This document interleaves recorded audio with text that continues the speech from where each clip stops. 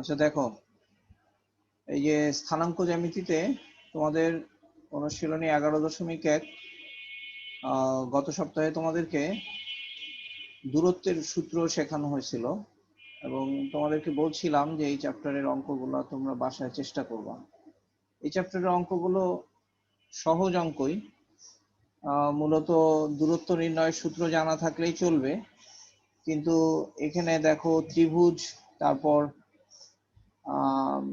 তারপরে চতুর্ভুজ, সামান্তরিক, আয়তক্ষেত্র এই বিষয়ক কিছু গাণিতিক সমস্যা আছে যেগুলো আমরা স্থানাঙ্কের তত্ত্ব দিয়ে করব। আর এই অঙ্কগুলো করার জন্য এই ত্রিভুজ, চতুর্ভুজ, আয়তক্ষেত্র, সামান্তরিক এগুলোর বৈশিষ্ট্যগুলো আমাদের জানতে হবে। যেমন ধরো, এই চ্যাপ্টারের অঙ্ক করার জন্য প্রয়োজনীয় যে সমস্ত ব্যাপার আমাদের জানতে হবে, যেমন আমি অঙ্কগুলো করে দিব না তোমাদেরকে, কিন্তু অঙ্কগুলো কিভাবে করতে হবে সেটা নিয়ে আজকে একটু আলোচনা করব, যাতে তোমরা নিজেরাই অঙ্কগুলো করতে পারো। দেখো, প্রথম অঙ্কতে বলছে প্রতি ক্ষেত্রে প্রদত্ত বিন্দু সমূহের মধ্যবর্তী দূরত্ব নির্ণয় করো। তো দূরত্ব তোমরা x1 - x2 y1 - y2 whole square দিয়ে করবা। এখানে একটা জিনিস একটু অন্যরকম দেখাচ্ছে, যে স্থানাঙ্কগুলো ত্রিকোণমিতিক ফাংশন দিয়ে স্থানাঙ্কগুলো দেওয়া, তাতে কিছু আসে যায় না।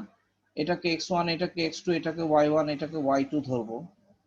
আর সাইন থেটা কস থেটা দিয়ে দেওয়া আছে, আমরা ত্রিকোণমিতির সম্পর্ক কাজে লাগিয়ে ফেলবো, তাতে করে দূরত্বটা একটা সংখ্যা মানিয়ে আসবে। যেমন এটা এখানে ঘতে যদি দূরত্ব বের করতে বলা হয়, তাহলে দূরত্ব d ইকুয়ালস টু আমরা এভাবে লিখব square root of 0 minus sine theta বা sine theta minus 0, whatever, দুইটার যে কোনোটাই লিখতে পারবো। তাহলে 0 মাইনাস সাইন থেটা মানে হচ্ছে শুধুই minus sine theta whole square হবে। তারপর cos theta, 0 minus cos theta তার মানে minus cos theta whole square হবে। তাহলে এটা হয়ে গেল sine square theta plus cos square theta equals to 1, তার মানে এই দূরত্বটা কিন্তু আসলে 1। আচ্ছা, এখন এর পরের অঙ্কগুলোতে দেখো, একটা বলছে যে একটা ত্রিভুজের 3টা শীর্ষবিন্দু, ত্রিভুজটি অঙ্কন করো, দেখাও যে এটা একটা সমদ্বিবাহু ত্রিভুজ। তাহলে একটা সমদ্বিবাহু ত্রিভুজ যদি এটা প্রমাণ করতে হয়, তাহলে এখানে আমরা 3টা দূরত্বকে বের করব। আমরা এ বি বের করব, বিসি বের করব, তারপরে এসি বের করব। এই 3টা দূরত্ব বের করব দূরত্বের ফর্মুলা দিয়ে। এই 3টা দূরত্ব বের করার পর আমরা দেখব যে 3টা দূরত্বের মধ্যে যে কোনো 2টা দূরত্ব সমান। যদি যে কোনো 2টা দূরত্ব সমান হয়, তার মানে ত্রিভুজটার যে কোনো 2টা বাহু সমান, তাহলে ত্রিভুজটা সমদ্বিবাহু ত্রিভুজ প্রমাণিত হবে। তারপর 3 নম্বর অঙ্কটা দেখো, যে 3টা ত্রিভুজ, একটি ত্রিভুজের শীর্ষবিন্দু, ত্রিভুজটি অঙ্কন করে দেখাও যে এটি একটি সমকোণী ত্রিভুজ। কোন একটা ত্রিভুজ সমকোণী হওয়ার শর্ত হচ্ছে যে এখানে আমরা 3টা বাহু বের করব, এবিসি 3টা বাহু বের করব। আমরা এরকম 3টা বাহু বের করব ত্রিভুজের।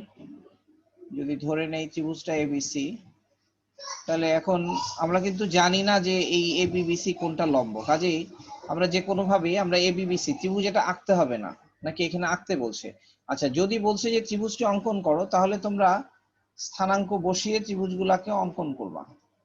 2 অক্ষ বসিয়ে ত্রিভুজটাকে অঙ্কন করবা। a25 b-1 c21, a25 b-1 c21।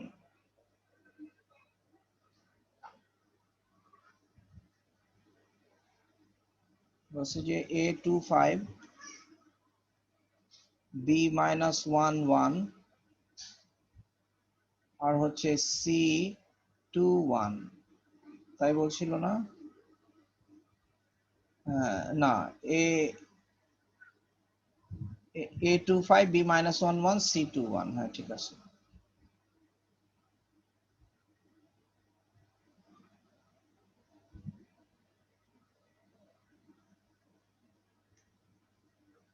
আচ্ছা, এখন এই 3টা বিন্দুর জন্য তাহলে আমরা দূরত্বগুলা বের করব।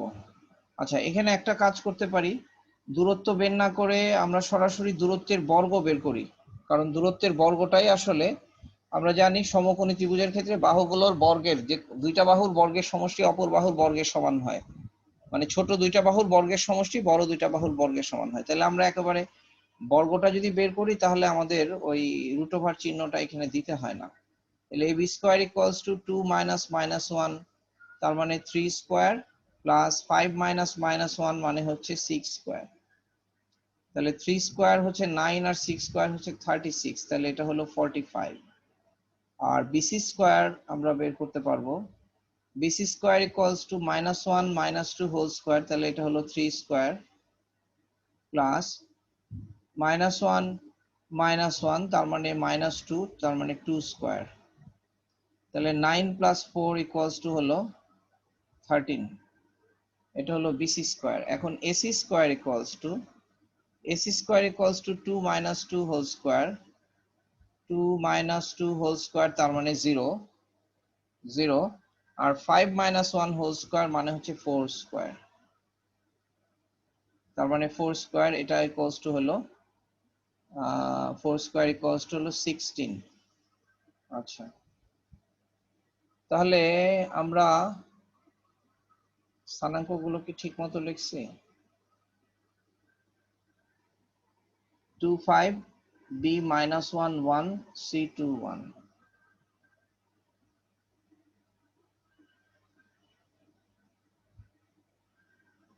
ও এখানে -1 1, এটা আমি ভুল লিখছি, -1 -1 না, -1 1। আচ্ছা, তাহলে ab ইকুয়ালস টু, এটা ভুল হয়েছে, এই যে দেখো আমাদের এই জন্যই হচ্ছিল না। এটা হলো 2 মাইনাস -1 তার মানে 3 স্কয়ার, 5 মাইনাস 1 হোল স্কয়ার তার মানে 4 স্কয়ার, এটা হচ্ছে 4 স্কয়ার। আর বিসি হচ্ছে -1, এটা হচ্ছে 3 স্কয়ার, আর 1 মাইনাস 1 হোল স্কয়ার, তাহলে এটা হলো 0, এটা হলো 0। তাহলে এটার রেজাল্ট হচ্ছে 9, এটা হলো 25, আর এটার রেজাল্ট হচ্ছে এটা 1 1, এটা হচ্ছে 9। আর এই যে এসি স্কয়ার হচ্ছে 0 square plus 4 square, AC square equals to হচ্ছে 2 মাইনাস 2 হোল স্কয়ার আর 5 মাইনাস 1 হোল স্কয়ার, তাহলে 16। তাহলে এই যে দেখো এখান থেকে আমাদের AC square plus BC square equals to 9 plus 16 equals to 25 equals to আমাদের এবি স্কয়ার হচ্ছে। তার মানে এবিটা হচ্ছে আমাদের অতিভুজ, আর এসি আর বিসি হচ্ছে আমাদের লম্ব এবং ভূমি, এটা একটা সমকোণী ত্রিভুজ প্রমাণিত হলো।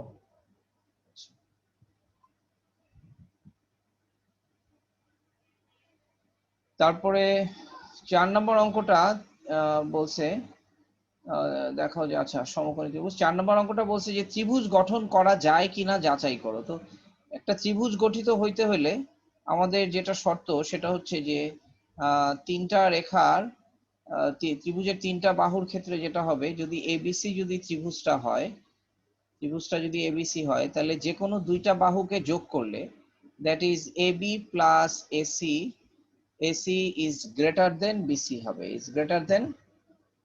হবে। অর্থাৎ ত্রিভুজের যে কোনো দুইটা বাহুর সমষ্টি অপর বাহু অপেক্ষা বৃহত্তর। তাহলে যদি এই শর্ত ফুলফিল না করে তাহলে তুমি বুঝবা যে এটা ত্রিভুজ গঠন করবে না। হ্যাঁ, এই শর্ত ফুলফিল করতে হবে। আমি একটু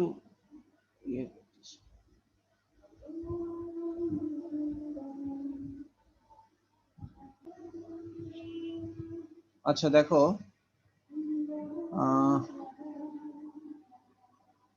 এটা নাম্বার 4 গেল। নাম্বার 5 হচ্ছে মূল বিন্দু থেকে এই বিন্দু দুটি সমদূরবর্তী হলে কে এর মান বের করতে হবে।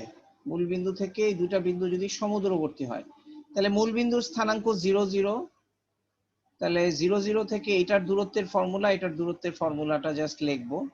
ফর্মুলাটা কি হবে, 0 মাইনাস -5 মানে হচ্ছে 5 স্কয়ার, প্লাস 0 মাইনাস 5 মানে এটাও হবে 5 স্কয়ার। এটা হলো দূরত্ব মূলবিন্দু থেকে এটার দূরত্ব, আর মূলবিন্দু থেকে এটার দূরত্ব সমান। তাহলে দূরত্ব সমান যদি হয়, এখানে আমাদের রুট ওভার চিহ্ন না লিখলেও হবে, রুট ওভার চিহ্ন না দিয়েও যদি আমরা লিখি, তো তোমরা ফর্মুলা সুন্দর করে লিখেই অঙ্কটা লিখবা। তারপর এটার দূরত্ব হচ্ছে একই রকম ভাবে 5 স্কয়ার প্লাস 0 মাইনাস কে হোল স্কয়ার মানে হচ্ছে কে স্কয়ার। তাহলে এখান থেকে 5 স্কয়ার 5 স্কয়ার, আচ্ছা একটা 5 স্কয়ার চলে গেল। তাহলে কে ইকুয়ালস টু হচ্ছে আমরা লিখবো প্লাস মাইনাস 5, কে স্কয়ার ইকুয়ালস টু 5 স্কয়ার। এখান থেকে আমরা কে এর মান বের করতে পারবো। তারপর 6 নম্বর অঙ্ক বলছে যে দেখাও যে এবিসি একটি সমবাহু ত্রিভুজের শীর্ষবিন্দু। তো সমবাহু ত্রিভুজ তোমরা জানো যে, তারপরে বলছে যে ত্রিভুজটার পরিসীমা 3 দশমিক স্থান পর্যন্ত বের করতে বলছে।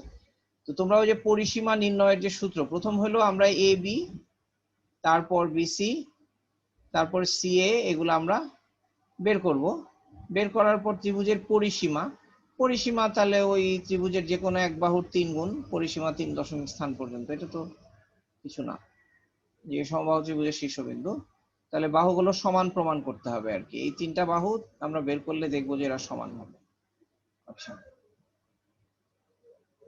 দেখাও যে এ বি সি ডি একটি আয়তক্ষেত্রের 4টি শীর্ষবিন্দু। আচ্ছা, একটা কথা তোমাদের বলে রাখি যে এ বি সি ডি একটি আয়তক্ষেত্রের 4টি শীর্ষবিন্দু এটা দেখাইতে বলছে। তাহলে আয়তক্ষেত্র হওয়ার জন্য আমাদের শর্ত হচ্ছে, প্রথম আমরা এই 4টা বিন্দুর স্থানাঙ্ক আঁকবো আর কি। স্থানাঙ্ক বরাবর 4টা বিন্দুকে আমরা দেখাবো। -5 0, আমরা একটু ছবি এঁকে দেখাই। মানে এখানে বলছে যে এ হচ্ছে -5 0, তারপর বি হচ্ছে 5 0 সি 5 5, বি হচ্ছে 5 0 সি 5 5, বি হচ্ছে 5 0, তারপরে সি হচ্ছে 5 5, তারপর ডি হচ্ছে আমাদের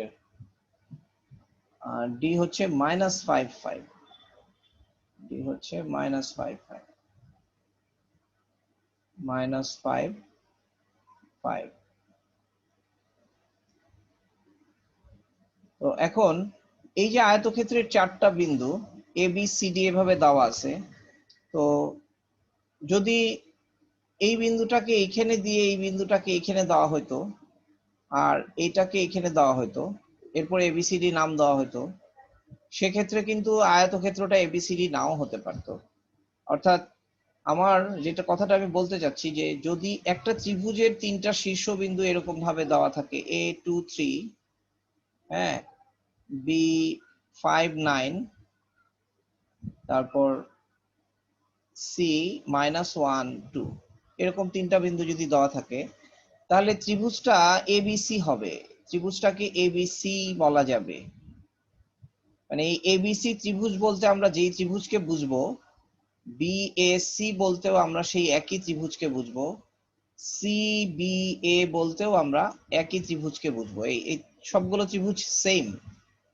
মানে হলো এখানে এ, এখানে বি, এখানে সি যদি হয়, দেখো এ বি সি, তাহলে এবিসি বলতে আমরা যেই ত্রিভুজটাকে বুঝবো, এসিবি বলতেও আমরা সেই একই ত্রিভুজকে বুঝবো, সিএবি বললেও আমরা একই ত্রিভুজকে বুঝবো। ঠিক আছে?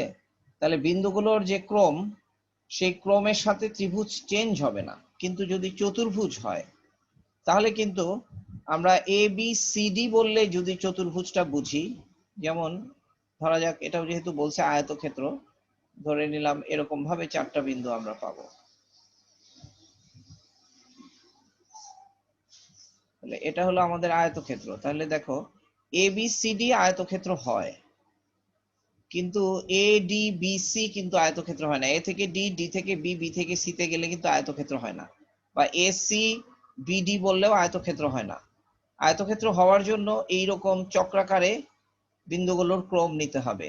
কাজেই আমরা এই 4 বিন্দুর ক্ষেত্রে যে বাহুগুলোকে যখন চিন্তা করব, তখন যদি আমি বিন্দুর ক্রমটা কোনটা, কোনটা বাহু কোনটা কর্ণ, এখানে যেটা করতে হয় আমাদের কর্ণ নিয়ে কাজ করতে হয়। কাজে কোনটা বাহু কোনটা কর্ণ, এটাকে বোঝার জন্য আমাদের বিন্দুর ক্রমগুলা ঠিক মতো জানতে হবে, যে কোন বিন্দুটার পরে কোন বিন্দুটা কিভাবে ওরিয়েন্টেড আছে, এটা আমাদের জানতে হবে। না হলে এই 4 বিন্দু সংক্রান্ত সমস্যাগুলো করতে অনেক সময় সমস্যা হয়। এই জন্য ত্রিভুজ সংক্রান্ত প্রবলেমে তোমরা যদি ছবি না আঁকো তবুও তোমরা ঠিক মতো করতে পারবা, কিন্তু চতুর্ভুজ বা আয়তক্ষেত্র সংক্রান্ত প্রবলেমে তোমরা সবসময় ছবি আঁকা এবং বিন্দুগুলোকে মোটামুটি তুলনামূলকভাবে সঠিক স্থানে বসানো, অর্থাৎ একটা বিন্দু সাপেক্ষে একটা বিন্দু প্রকৃতপক্ষে যেই দিকে আসে আমরা যেন ঠিক তার বিপরীত দিকে না বসাই, এই জিনিসটাকে খেয়াল করে বিন্দুগুলোর ছবি আঁকতে হবে। তো এইটার ছবি আঁকাটা আমাদের জন্য সহজ, কারণ মোটামুটি সবগুলা স্থানাঙ্ক সেম। তাহলে এই চতুর্ভুজটার ছবি আমরা একটু আঁকার চেষ্টা করি। যেমন বলছে a-5 0, তাহলে ধরি এতটুকু -5, তাহলে এ বিন্দু হচ্ছে এখানে -5 0, এটা হচ্ছে আমাদের এ বিন্দু, এটা হচ্ছে -5 0।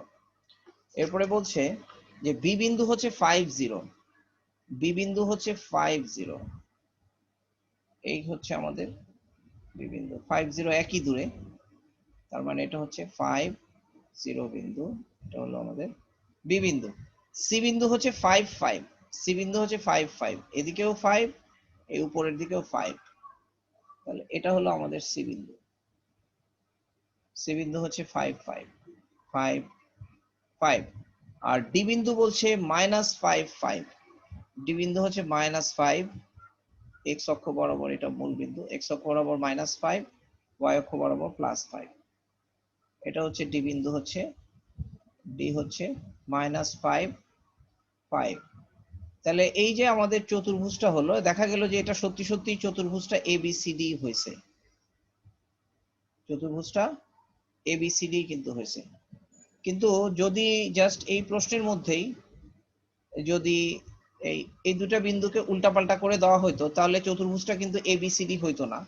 হ্যাঁ, এবি সি, এটা হচ্ছে ডি, ডি দেওয়া হয়েছে। আচ্ছা, তো এই জিনিসটা আমাদের খেয়াল রাখতে হবে। এখন এটা যে একটা আয়তক্ষেত্র, এটা প্রমাণ করার জন্য আয়তক্ষেত্রের জন্য যেটা শর্ত সেটা হলো, আয়তক্ষেত্রের জন্য শর্ত হচ্ছে বিপরীত বাহুগুলো সমান, বিপরীত বাহু সমান।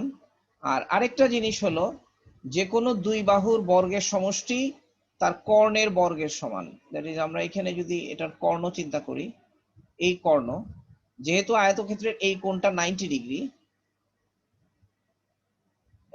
যেহেতু আয়তক্ষেত্রের এই কোণটা 90 ডিগ্রি, তাহলে BD square CD square plus BC square equals to BD square হবে। তো এই জিনিসটা আমরা ভেরিফাই করার জন্য ব্যবহার করতে পারি। এটা একটা, তাহলে বিপরীত বাহু সমান, আর এই যে বড় বাহু স্কোয়ার যোগ, না বড় বাহু না, আমরা এখানে যেটা করব সেটা হলো যে এই দুইটা দুইটা করে যে দূরত্বগুলো আমরা পাবো, আমরা এখানে অ্যাকচুয়ালি দেখব যে আমাদের 6টা দূরত্ব হবে, এবি, বিসি, সিডি, এডি, বিডি এবং এসি।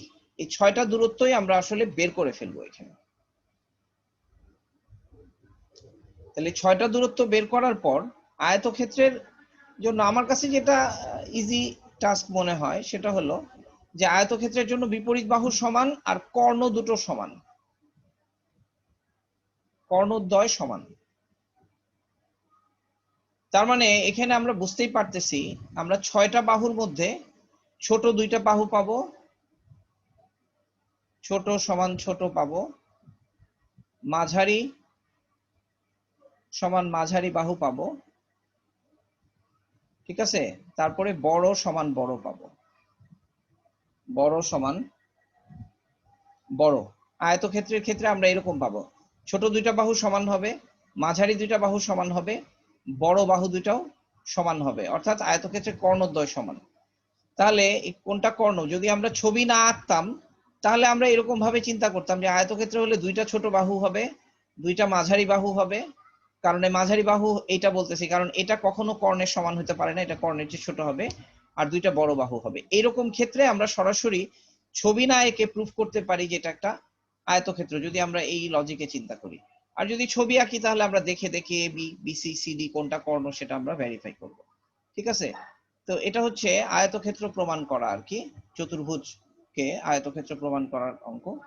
আচ্ছা, তারপরে দেখো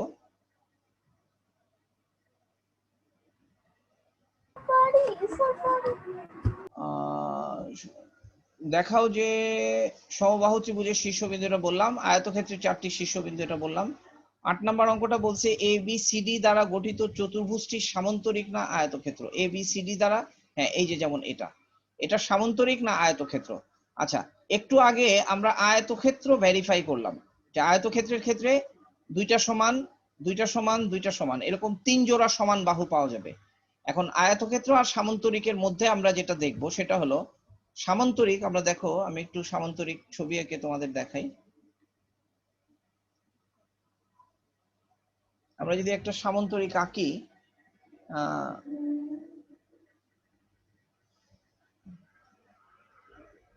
সামান্তরিকটা এরকম হয়।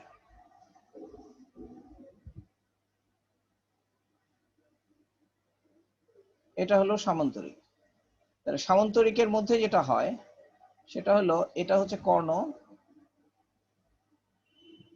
এটা হলো আরেকটা কর্ণ।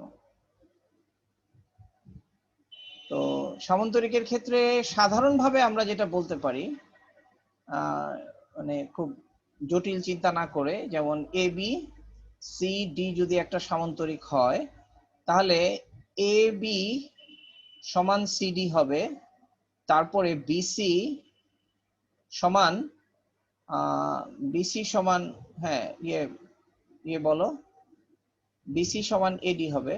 ইসমাম বলো। কিন্তু এই কর্ণটা আর এই কর্ণটা সমান হবে না। ইসমাম বলো, প্রবলেম বলো। আচ্ছা আচ্ছা, মিস্টেক হয়েছে আমার। AC not equals to BD, AC সমান বিডি হবে না। এটা হলো সামান্তরিকের শর্ত। তাহলে আমরা যদি চিন্তা করি যে একটা চতুর্ভুজের ক্ষেত্রে এরকম 3 জোড়া বাহু পাবো আমরা, 3 জোড়া বাহু, এখানে দুইটা, এখানে দুইটা, এখানে দুইটা। তাহলে 3 জোড়া বাহুর মধ্যে যদি আমরা 2 জোড়া সমান আর 1 জোড়া অসমান পাই, তখন আমরা বলবো যে এটা একটা সামান্তরিক। কিন্তু আমি তোমাদের বলছি যে চতুর্ভুজের ক্ষেত্রে ছবি এঁকে বাহুগুলো, বিন্দুগুলো প্রকৃতপক্ষে কোথায় অবস্থান করতেছে এটা চিন্তা করে যদি অঙ্কটা করো, তাহলে খুব বেশি কনফিউশন হবে না। আর যদি ছবি না আঁকতে চাও, তখন একটু ব্লাইন্ডলি চিন্তা করাটা ডিফিকাল্ট হবে। তো এই জন্য এইভাবে তোমরা দেখো যে সামান্তরিকের জন্য মানে এইটাও সমান হয়ে যাবে, কর্ণ দুটা সমান হবে। তাহলে কর্ণ দুটি সমান হলে তাহলে আমরা ব্যাপারটা এরকম ভাবে বলতে পারি, যদি 3 জোড়া সমান হলে আয়তক্ষেত্র, আয়ত। আর 2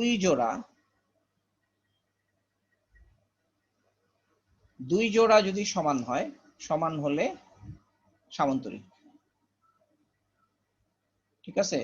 এবং এটা আমরা অ্যানালাইসিস দিব কি? অ্যানালাইসিস দিব যে যেহেতু তার বিপরীত বাহুগুলো সমান কিন্তু কর্ণদ্বয় সমান নয়, তাকে আমরা বলবো সামান্তরিক। মানে সামান্তরিক এবং আয়তক্ষেত্রকে আলাদা করার জন্য আয়তক্ষেত্রের বিপরীত বাহুগুলো এবং কর্ণগুলো সমান, কিন্তু সামান্তরিকের বিপরীত বাহুগুলো সমান কিন্তু কর্ণগুলো সমান নয়। এটা হচ্ছে একটা নিয়ম। আর আরেকটা নিয়ম হলো পিথাগোরাস দিয়ে দেখানো। পিথাগোরাসের উপপাদ্য দিয়ে, পিথাগোরাস দিয়ে যদি দেখাই, যেমন আমরা দুইটা বাহুর বর্গ কোনো কর্ণের বর্গের সমান না। মানে পিথাগোরাস দিয়ে হচ্ছে, এখানে আমরা লিখতে পারবো এ বি স্কোয়ার, বা এটাও বলতে পারি A B square plus BC square not equals to AC square হবে। এটাও দেখাতে পারি আমরা। অর্থাৎ 6টা বাহু বের করার পর পাশাপাশি দুইটা বাহুর বর্গের সমষ্টি অপর কর্ণের বর্গের সমান হবে না। হ্যাঁ, মানে এই যে A B square plus BC square not equals to AC square, এটা হলে সামান্তরিক। এটা হলো সামান্তরিক। আর যদি এটা হলো সামান্তরিক, আর যদি A B square plus BC square equals to AC square হয়, তাহলে এটা হবে আয়তক্ষেত্র। তাহলে এটা হলো সামান্তরিক এবং আয়তক্ষেত্রকে আলাদা করার জন্য আমাদের নিয়ম। তোমরা এই নিয়মকে কাজে লাগাই এই অঙ্কগুলো করবা। আয়তক্ষেত্র না সামান্তরিক, বলছে যে চতুর্ভুজটি সামান্তরিক না আয়তক্ষেত্র, এটা বের করো। তারপরে 9 নম্বর অঙ্ক বলছে যে এই 3টা বিন্দুর মধ্যে কোনটি পি থেকে সবচেয়ে নিকটবর্তী এবং কোনটি দূরবর্তী। এটা সহজ কথা, পি এর সাথে প্রত্যেকের দূরত্ব বের করব, যেটা দূরে সেটা দূরে, যেটা কাছে সেটা কাছে। আচ্ছা, 10 নম্বর হচ্ছে পি এক্স ওয়াই বিন্দু থেকে ওয়াই অক্ষের দূরত্ব কিউ বিন্দুর দূরত্ব সমান। এই বিন্দু থেকে ওয়াই অক্ষের দূরত্ব আর কিউ বিন্দুর দূরত্ব সমান, প্রমাণ করো যে এইটা দেখো কিউ3 টু, আচ্ছা ওয়াই অক্ষ, Q32 আর y অক্ষ বলছে। বলছে যে PXY একটা বিন্দু, আর আমাদের এটা হলো ইয়ে। আচ্ছা, এরপরে বলছে Q32 হচ্ছে একটা বিন্দু, Q32 একটা বিন্দু। তো P হচ্ছে Q32, আমরা Q32 বিন্দুটাকে একটু আঁকি। এতটুকু 3 1 2 3 ধরে নিলাম। এই এই Q3 এদিকে 2 হবে 1 2, তাহলে ধরি এখানে হচ্ছে আমাদের Q32 বিন্দু,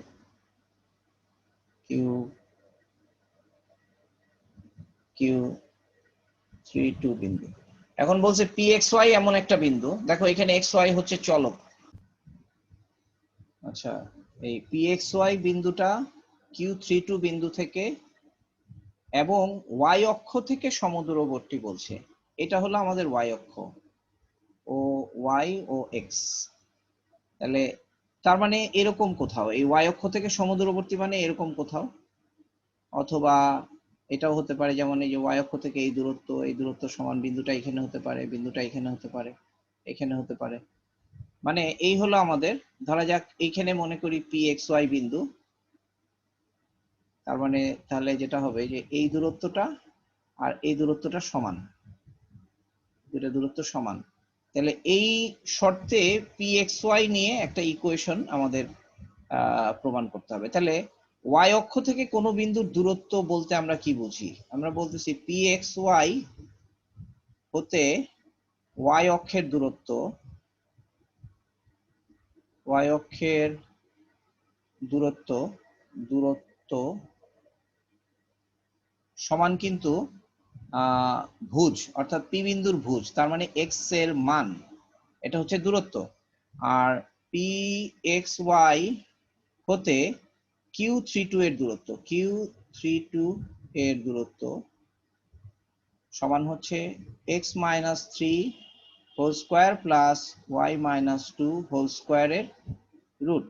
তাহলে বলছে এই দুটা দূরত্ব সমান, কাজে দুটা দূরত্ব যদি সমান হয় তাহলে এই দুটা দূরত্বের বর্গও সমান। তাহলে এই রুটকে স্কোয়ার করে আমরা একবারে লিখি, তাহলে x minus 3 whole square plus, এটা হচ্ছে প্রশ্ন মতে এই দূরত্ব আর এই দূরত্ব সমান, তাহলে x minus 3 whole square plus y minus 2 whole square equals to হচ্ছে আমাদের, এটাকেও যদি স্কোয়ার করি তাহলে আর মডুলাস চিহ্নটা থাকবে না, এক্স স্কোয়ার। তাহলে এখন এটাকে যদি ভেঙে ফেলি, x square minus 6x plus 9 plus y square minus 4y plus 4 equals to 0। তাহলে এক্স স্কোয়ার ক্যান্সেল হয়ে যাবে, সরি 0 না, equals to x square.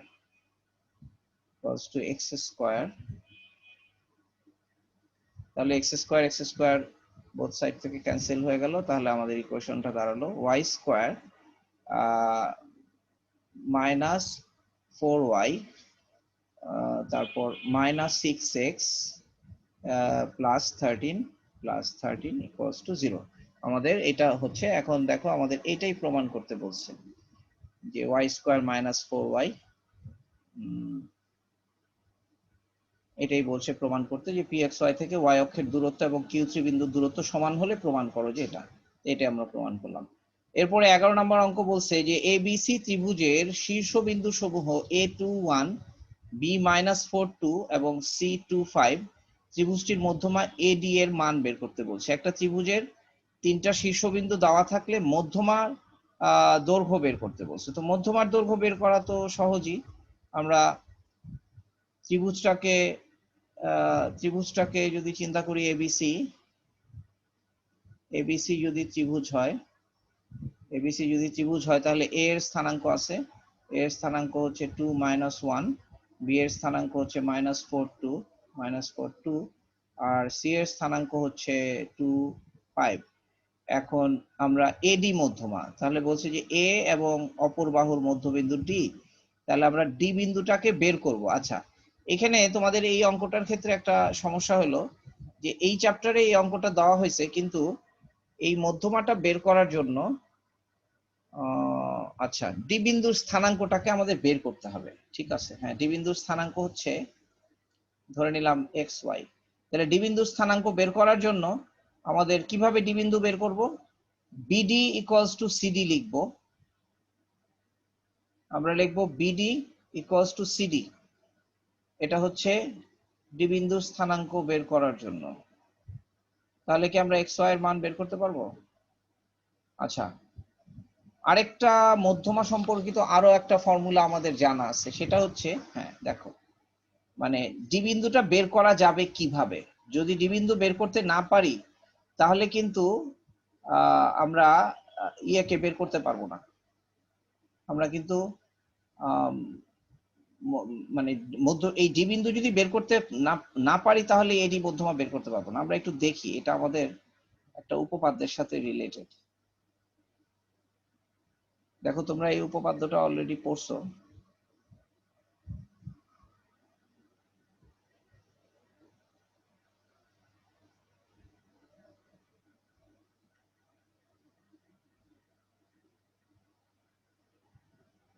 A B C, এখানে আমাদের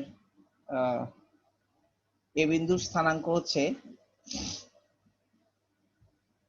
2 - 1, বি বিন্দুর স্থানাঙ্ক -4 2, এ বিন্দুর স্থানাঙ্ক হচ্ছে 2 - 1,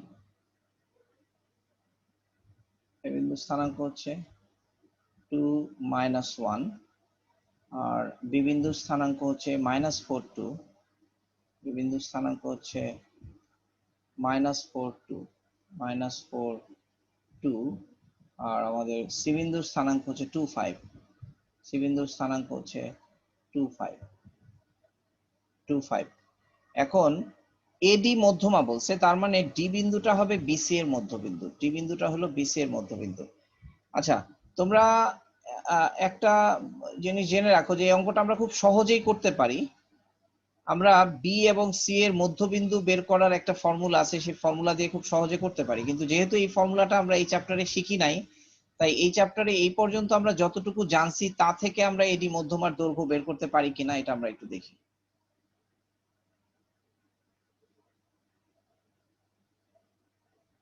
আচ্ছা, তোমরা অ্যাপোলোনিয়াসের উপপাদ্য জানো। অ্যাপোলোনিয়াসের উপপাদ্য হচ্ছে AB square plus AC square equals to 2 into AD square plus BD square. দেখো, তাহলে এখান থেকে আমরা এডি স্কোয়ার ইকুয়ালস টু যেটা লিখতে পারবো, AD square 2 AD square equals to আমরা লিখতে পারবো AB square plus AC square minus 2 BD square. ঠিক আছে, তাহলে এখান থেকে আমরা AD square equals to half into AB square plus AC square minus 2 BD square. আচ্ছা, আবার দেখো 2 বিডি স্কোয়ার কে কিন্তু আমরা আবার এরকম লিখতে পারি হাফ ইন্টু এবি স্কোয়ার, থাকলো AB square plus AC square. এটাকে আমরা হাফ ইন্টু 4 বিডি, 4 বিডি যদি লিখি তাহলে 2 বিডি হোল স্কোয়ার হয়ে যায়, 2 বিডি হোল স্কোয়ার হয়ে যায়। আচ্ছা, এখন এই half into 4 2 BD, 2 BD whole square. এখন 2 বিডি ইকুয়ালস টু কিন্তু হলো আমাদের আবার বিসি, তার মানে half into AB square plus AC square minus half into BC square. তাহলে এই যে তিনটা বিন্দু দিয়ে আমরা এখন এডিকে বের করতে পারবো। তার মানে এডি স্কোয়ারের মান বের করার জন্য আমরা হাফ লিখবো। What is AB square? AB square মানে হচ্ছে 2 - 4 হোল স্কোয়ার। তাহলে 2 - -4 হোল স্কোয়ার, তার মানে 2 + 4 হোল স্কোয়ার প্লাস -1 - 2, তার মানে -3 হোল স্কোয়ার, মানে এটা হচ্ছে এবি স্কোয়ার, এবি স্কোয়ার। এরপরে এসি স্কোয়ার, এসি স্কোয়ার, কারণ যেহেতু স্কোয়ার আছে কাজে আমাদের এখানে রুট ওভার চিহ্ন দিতে হবে না, প্লাস এসি স্কোয়ার হচ্ছে 2 - 2 হোল স্কোয়ার, তার মানে 0 স্কোয়ার, প্লাস -1 - 5 হোল স্কোয়ার, তার মানে 6 স্কোয়ার, এটা হচ্ছে AC square, minus half into BC square. BC square কি? বিসি স্কোয়ার হচ্ছে বিসি স্কোয়ার হচ্ছে -4 -2 হোল স্কোয়ার, -4 -2 হোল স্কোয়ার মানে হচ্ছে 6 স্কোয়ার, তারপরে হচ্ছে 2 - 5 হোল স্কোয়ার মানে হচ্ছে +3 স্কোয়ার। এই আমাদের এডি স্কোয়ারের মান পেয়ে গেলাম। তাহলে এখানে হাফ থাকলো, এটা হচ্ছে 6 স্কোয়ার মানে হলো 36 প্লাস 9 প্লাস 36, আর এখানে হলো 6 square plus 3 square, 36 plus 9, 36 plus 9 হচ্ছে 45, তাহলে 45/2, তার মানে -45/2। তাহলে এই যে এখান থেকে যে মান আসবে সেই মান এডি স্কোয়ারের মান, তাহলে এডি স্কোয়ারের মান থেকে আমরা এডি ইকুয়ালস টু কত এটা আমরা বের করে ফেলতে পারবো। এটাই হচ্ছে প্রসিডিওর আর কি, ক্যালকুলেশন আশা করি তোমরা পারবে। আচ্ছা, তো আজকে আমাদের এই চ্যাপ্টারটা আমরা শেষ করলাম। এই চ্যাপ্টার আমি তোমাদেরকে বলছিলাম তোমরা বাসায় অঙ্কগুলা করো, তো আশা করি তোমরা চেষ্টা করছো। তারপরেও যদি চেষ্টা করে অঙ্কগুলো না পেরে থাকো তাহলে এই আলোচনা নিশ্চয়ই তোমাদের চ্যাপ্টারের সবগুলো অঙ্ক শেষ করতে সাহায্য করবে। আচ্ছা, এখন আমাদের পরবর্তী চ্যাপ্টার হচ্ছে ত্রিভুজের ক্ষেত্রফল। ত্রিভুজের ক্ষেত্রফলের চ্যাপ্টারটা আমরা আর এখন শুরু করব না, আমরা ইনশাল্লাহ আগামী ক্লাসে ত্রিভুজের ক্ষেত্রফলের চ্যাপ্টার শুরু করব। তো আজকের মতো এখানে ক্লাস শেষ করছি।